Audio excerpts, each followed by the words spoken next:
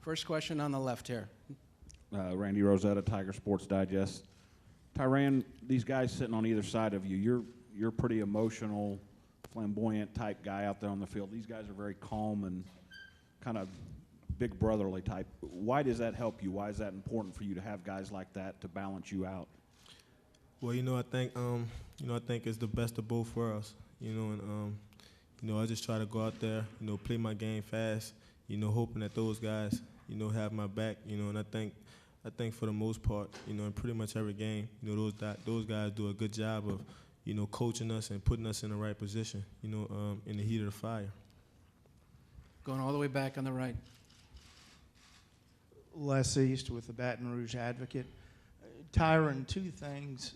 First off, what was the deal with you and Tharold swapping jersey numbers at practice this morning? And also talk about what Michael Brockers does to help guys like you and the guys next to you be able to make the big plays and get the headlines. Well, Tharold Simon, he wore number 7 in high school. So, I always joke around at practice, and say I'm Darrell Reeves.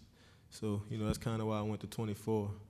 And Mike does a great job, of just plugging this gap, stopping the run, just getting his hand in the quarterback's face, and I think that goes a long way, with us, because, we don't want to be covering guys for 5 seconds back there. So, I think they do a good job of pressuring the quarterback for us. We're going back on the left. Tommy Hicks with the Press Register Mobile Tryon. If you would, talk about Coach Cooper and what he brings to you guys in the secondary as far as his style, what you like about his style. Well, he gives us a chance, to go out there, and definitely show off our skill, our playmaking ability. So, we run a lot of man-to-man coverage. Gives us a chance to, get the best out of the guy that we're covering. So, Coach Cooper definitely done a lot for us this year. Preparing us, on and off the field. Film work, practice habits. So, Coach Cooper did a great job this year. Third row in the middle. Jim Klein, Peter, New Orleans Times-Picayune. Brandon, you've been with Coach Chavis for 3 years, now, I guess. And tell me a little bit about how you interact with him, and give me your best story about him and the way he coaches. Actually, the best story would be him actually converting me from corner to safety, the spring of my arm, going into my sophomore year. He's actually the reason I got to start playing for LSU, because I was actually a backup cornerback, and he put me in a starting role at strong safety, and I've been doing a great job. And he's like a father to me, because he talks to me every day. I sometimes go up to his office and talk to him, and he's just a great coach. He's going to put us in a position to make big plays. It's just up to us to make those plays, because the style of defense that he runs, everybody has a chance to be successful. In the left, in the middle. Hunt Palmer, Bayou Bengals Insider. Eric, obviously y'all have watched a lot of film on the last 3 games Alabama's played since they played you the first time. What have you seen from A.J. McCarron? How is he better than you saw him the last time? I think he's making better reads in his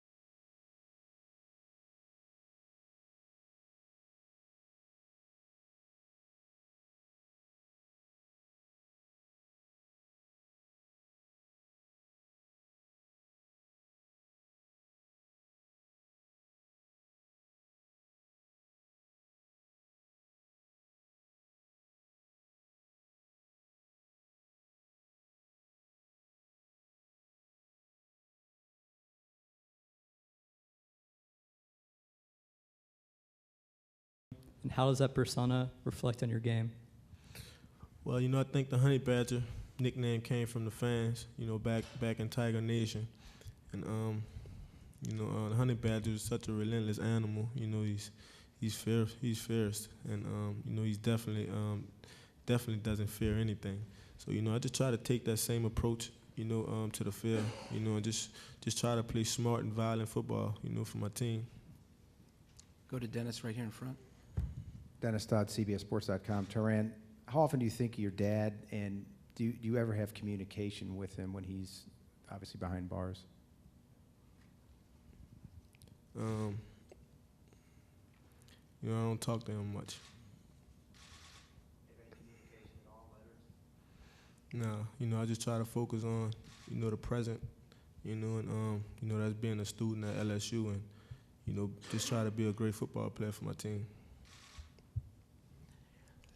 Do we have any other questions? All right, Dennis. Let's go back here first. Brandon, Tyrann was saying you guys kind of keep him in check. What are some of the things you guys do? Do you give him a hard time? Do you lecture him? Do you joke with him? How do you keep him in check to keep his, I guess, celebrity status from getting out of hand with him? Oh, we just joke around all the time, just knowing that everybody's still human around here, and that we have to be humble to be where we want to be at in life. And it's got us this far, so we just got to stay focused and stay humble as players and people, and be good people, and just be good role models for kids and for the fans, stuff like that, because you don't want to do anything to jeopardize your family or your reputation as a player here at LSU. And we do a good job of that here, and we've been doing a good job of it, and it's got us where we're at now. Now we're playing for the national championship, and we just got to keep rolling.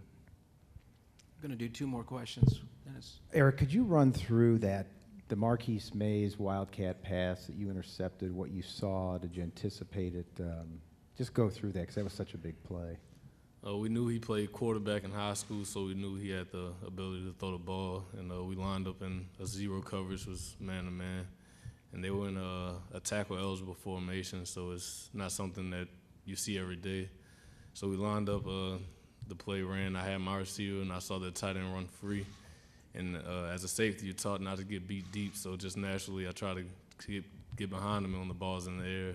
It's just like those ball drills we do every day at practice, so he just went up and get it. Describe how you got that. Did you wrestle the ball away from him in midair, or how did that happen? I mean, that was... Yeah, I believe he got his hands on it first, and then I just tried to get mine on it too and wrestled it away and was able to get it before we hit the ground. You make a case for that being the biggest play in college football this year, considering, where we're all at today. I don't know if it's the biggest play in college football, but it definitely kept our campaign going to get here to New Orleans. Anything else? LSU, thank you.